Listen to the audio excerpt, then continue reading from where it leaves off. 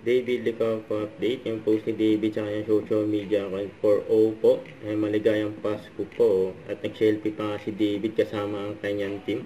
Yung gwapo pa nga na ambassador ng O po. Saka ito pinaabangan kay David sa December 13 sa SM City San Lazaro for Alberto. Magkakaroon siya ng meet and greet. Yun no. Save the date. Saka ito pa yung post ni David sa kanyang social media account. Ayan, gwapo ni David oh. Ayan po. MVP mga laruan ni David sa basketball eh. Saka ito po. Gwapo rin ng photographer. Ayan, David Licauco yan. Yung kamay ko yan. Iside mo. Side. Bilang photographer si David. Papakicheck? Okay, sagot. Diba? Okay, sir. Yan o. Tapos model din syempre. David.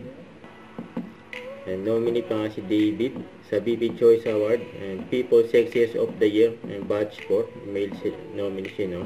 David Licauco yan. Hey guys, so Sobra Team challenged me Ito po si David sa kanyang Facebook. for our upcoming Sobra menu.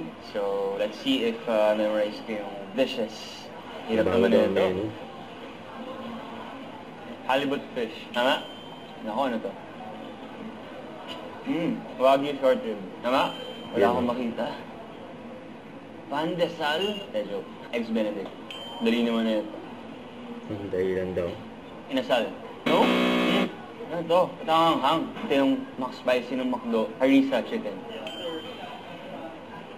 Inasal.